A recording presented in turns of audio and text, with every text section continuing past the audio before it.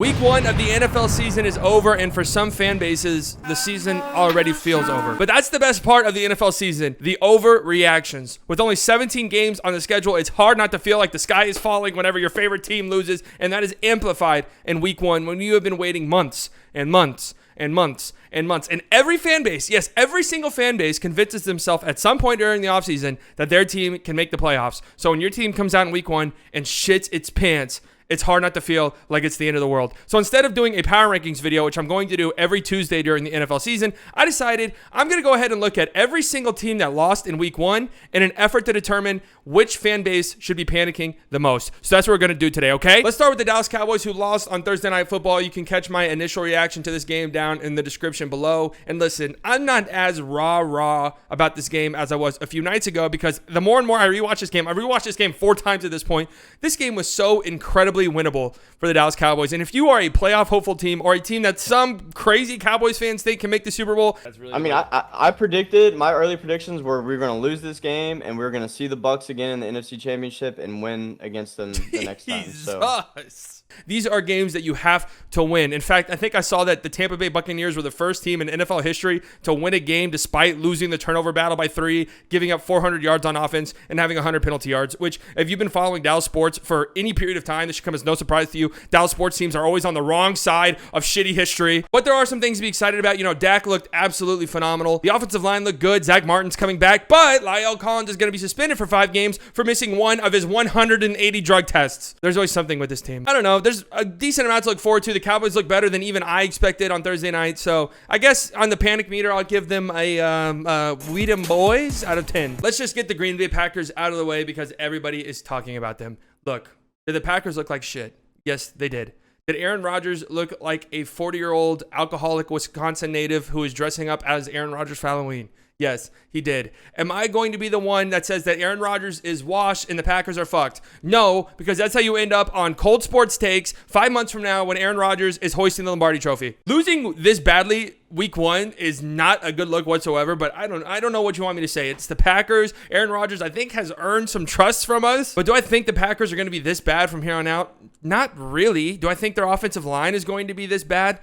It's actually not impossible. Do I think their defense is going to be this shaky? It's actually not impossible. So there are some things I'm worried about, but I think Aaron Rodgers has earned a little leeway here. So I'm going to give the Packers this is fine out of 10. Let's talk about another playoff hopeful that got the shit beat out of them this Sunday, and that is the Tennessee Titans. And I'm not going to be as forgiving towards the Titans as I was the Packers, okay? To get your ass beat this badly at home Week 1 of the season against another playoff caliber team, that is not a good sign, especially considering I really didn't feel all that good about this team heading into the season. I still think they fall ass backwards into the playoffs because the AFC South looks like it might be horrific. But if your biggest issue in Week 1 is horrible offensive line play, that is scary, especially for a team that relies on their offensive line and their running game to set everything else up. I can look past a team losing because a quarterback has an uncharacteristically bad day or a couple of fumbles here or there lost you the game. But when your offensive line is this pitiful, I think it could be a sign of things to come. I've seen Titans fans say, yeah, we'll just wait for the offensive line to get better. This happens every single year where a team's offensive line looks like shit and the fans say, yeah, just wait till the offensive line gets better. How is it getting better?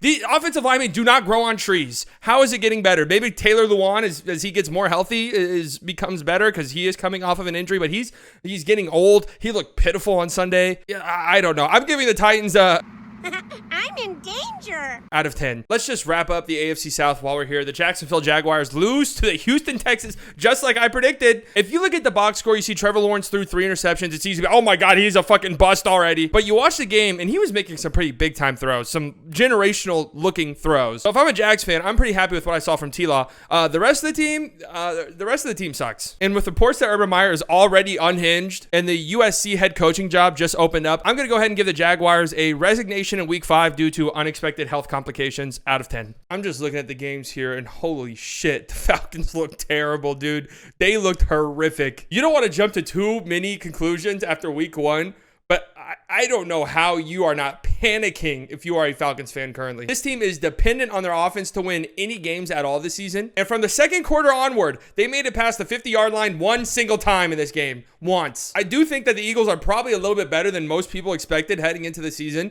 but they're not this good, okay? I think I saw Jalen Mayfield had a 1.6 pass blocking grade on PFF. 1.6 out of 100. That's 1.6 points higher than I would have gotten if I went out there on the field. You know what? Matter of fact,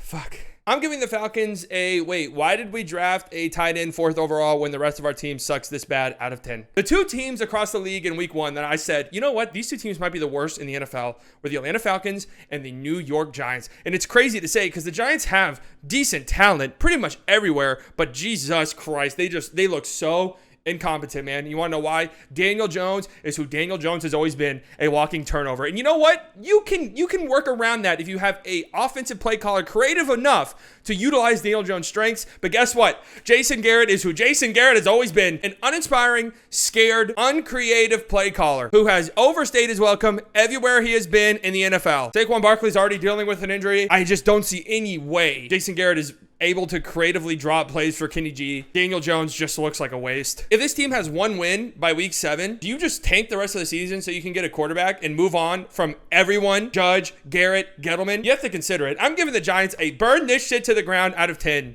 Immediately. The other New York team picking up the pieces after they burned their entire organization to the ground this past offseason, the New York Jets. I really don't know what to think about them. Zach Wilson looked pretty solid. Again, if you look at his stats, you might not think he was that good, but you watch the game, he was under pressure all game long. Mekhi Becton's hurt. Even when he was healthy, he didn't look that good. That does make me a little bit concerned for Zach Wilson moving forward, but he made some throws. He made some plays on the move that inspired a little bit of confidence. The Jets are obviously moving in the right direction. You'd like to think at least, but yeah, I don't think they're going to be all that great this year. I'm going to give them a, hey, at least Adam Gase isn't our coach anymore, out of 10. You know, I think I'm going to give the Bills a much needed reality check out of 10. Because coming into the season, everybody was hyping them up as a potential Super Bowl contender, and you look at the roster, it makes sense, right? They're stacked top to bottom. This offense looks disgusting. So if everybody is gassing you up, it's hard not to buy into your own hype just a little tiny bit. So for them to come out and honestly look really bad offensively against another playoff caliber team in the Steelers in week 1 at home, I think it's a much needed reality check for them. Obviously, this offense is much better than what they showed on Sunday, and they really didn't do shit. I mean, they really did nothing of note offensively. As lame as it is to say, maybe a reality check week 1 to show you, hey, you're not as good as you thought you were is exactly what this Buffalo team needed. I guess we'll have to wait and see. Let's talk about another AFC Super Bowl contender who lost on Sunday, the Cleveland Browns. I think 2 years ago, maybe even last year, this is a loss where the fan base would have given a standing ovation to the team for fighting their hearts out. But this year's a little bit different, right? This is, make no mistake about it, this is a Super Bowl contending team, and you saw on Sunday, they're a team that can hang with anybody and beat anybody. I mean, they were the best team on the field for the vast majority of this game. So because of the heightened expectations, this is not a game you should lose. We also saw you have to literally play a perfect game to beat this Kansas City Chiefs team. They are so terrifying. But I don't know. You know, this Browns team, they have Super Bowl aspirations. And if you are a Super Bowl contending team, this is a game you have to win on the road. When you look like the better team for the vast majority of the game, I'm going to give the Browns more victories is for minor league coaches out of 10. Holy shit. I completely forgot the Indianapolis Colts existed for a minute. I'm actually not kidding. I went back and rewatched this game yesterday and was honestly shocked by what I saw. Going into this season, I think most people would have said, for the Colts, you have a very good offensive line, a good running game, and a solid defense that you're going to rely on, especially if Carson Wentz is not very good, right? Carson Wentz was undoubtedly the question mark heading into the season. But on Sunday, Carson Wentz was like the lone bright spot. So I have zero idea if that should make Colts fans happy or upset. That either means that once the offensive line and defense figures it out, then you're going to be a pretty good team if Carson Wentz can look like how he looked on Sunday for the vast majority of the season. Or it means you're going to be relying on Carson Wentz to win you games, which is a recipe for disaster. He was under pressure all game long. Their offensive line is better than that, but it does concern me because we know Wentz's injury history. And if he goes down, what happened? Sam Ellinger, is he really the fucking option? I'm giving the Colts a out of 10. That's just what I feel. That's just how I feel when I think of this team. What a weird game the Vikings and Bengals was. Because in a lot of ways, the Vikings should have won this game. I mean, if the refs didn't have their heads so far up their ass, the Vikings probably win because that was not a fumble. Dalvin Cook did not fumble that ball. And if the refs make the right call, they probably kick a game-winning field goal in overtime. But in a lot of other ways, they had no business winning that game. Like, their offense looked good on 3 possessions, maybe. And their defense, when they weren't getting pressure on Joe Burrow, their secondary was just getting eaten alive. Granted, that is a pretty good passing attack over there with Jamar Chase, who looked really good, by the way. I got to eat some crow there. And T. Higgins, and even Joe Mixon looked really, really good as well. But there are tougher teams than that down the road for this Vikings team, especially considering how bad your offensive line looked at times, man. And then you have Mike Zimmer coming out saying, yeah, we need to run the ball a lot more or else Kirk's going to be under pressure all game long. Are you stuck in 1980, motherfucker? I'm giving the Vikings how old is Mike Zimmer again? Out of 10. I don't know what to expect from this team after what I just saw in week 1, honestly. Let's wrap up the NFC North. A crazy game. Detroit Lions, San Francisco 49ers. A tale of 2 different games because early on in the first half,